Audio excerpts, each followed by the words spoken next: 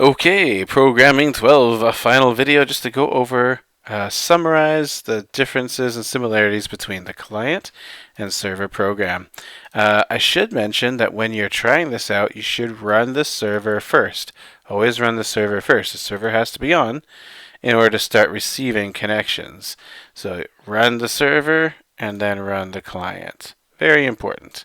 So what's going on in these two programs? So let's just run through. I'll turn these off for now. We'll take a look at them in a bit. So first of all, both of these sketches need to have this import statement to bring in the .NET library.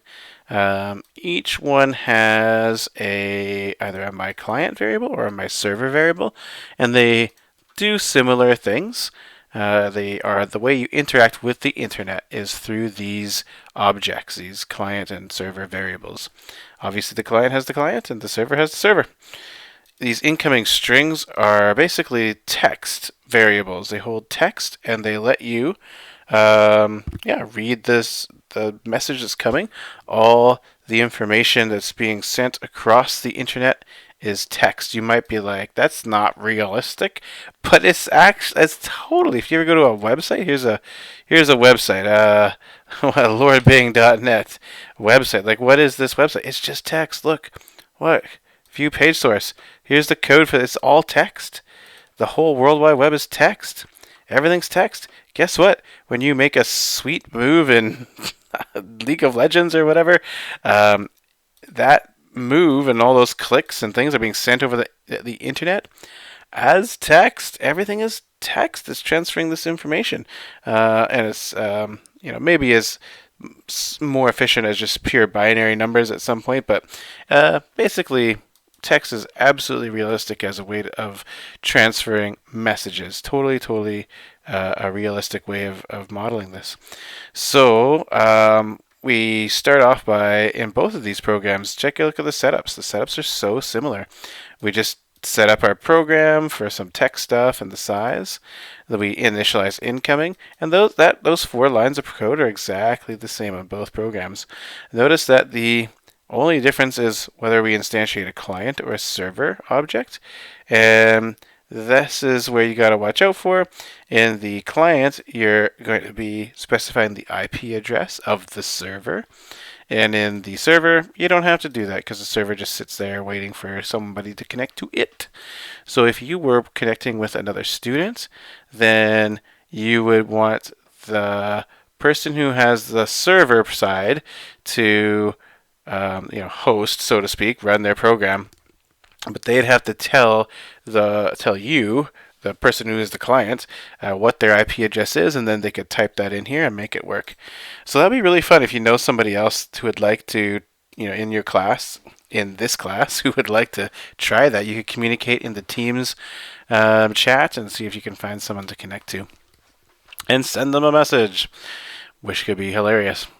So you can see the setups are pretty similar. That's the only difference there, is my server instantiation or my client. The draw is also fairly similar, so let me zip it up here. And you can see again we're doing the same sort of text stuff going on here. How you listen for and receive messages is different, however, so you got to watch out for that. So the listening for messages in both programs involves the .available or available function. My client can do .available and my server can do .available. They work a little bit differently though. For the client, it returns a number, and that represents how many messages are waiting for you. So if that number is greater than 0, then we're going to go ahead and get that message. Pretty straightforward here. My client.readString. Love it. ReadString is what gets the message, and we save it into this variable so it'll eventually get printed on the screen. However, in our server, it's a little different. The my server variable, its .available method doesn't return how many messages. It just returns a client which has connected to you and is sending you a message. So we capture that client in a temporary client variable. I'm just going to call it my client. And then if it's not null, what is this if statement? Well, most of the time, no one's sending us a message. So that's going to be null. If no one's sending me a message, I'm just sitting there waiting, then this returns a null. So that's going to be null, null, null, no message, null, null, null, null, null. And so we don't want to do anything if it's null. So we only jump into action if the client variable that we're getting is not null. That only happens when this message this function detects that a message has been sent. So then it returns a copy of the client that sent me the message, which is this thing over here, all this stuff, and then I can read it. And this line here and this line here are the same, which is kind of crazy, even though this isn't the server. So be careful about, I guess, the similarities and the things that are different. You might get a little bit confused at first. But that's how you get the message off of the internet. So that's how in the draw function we're doing the listening and reading of messages and sort of similar but different process over here. Last but not least, it looks like the sending of messages is at least pretty simple. I should have mentioned it's in the mouse pressed function, so that gets set when I click the mouse.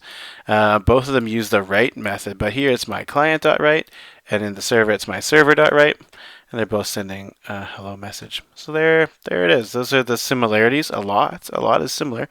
And then if we were to run these programs again just to see, I run the server first, and then I run the client first, and I can click on, say, the client or the server, doesn't matter.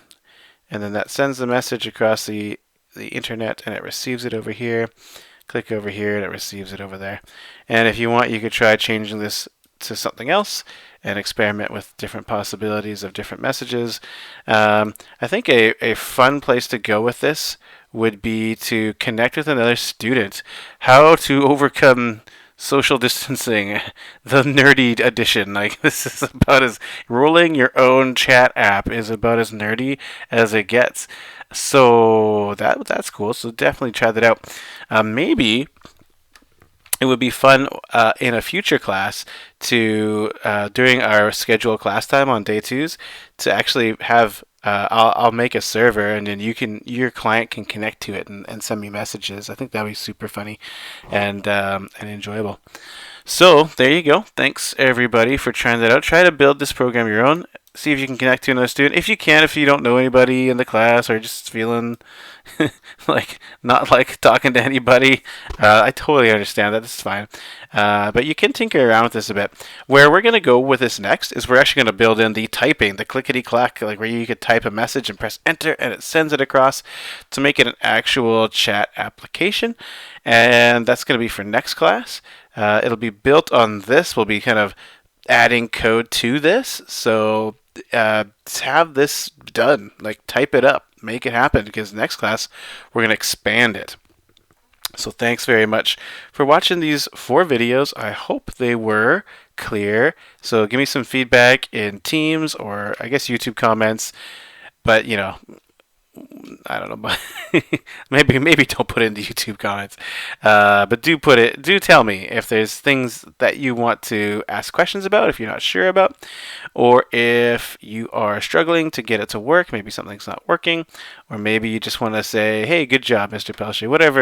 Whatever you want to tell me in the Teams app. And thanks so much for watching. Take care, everybody.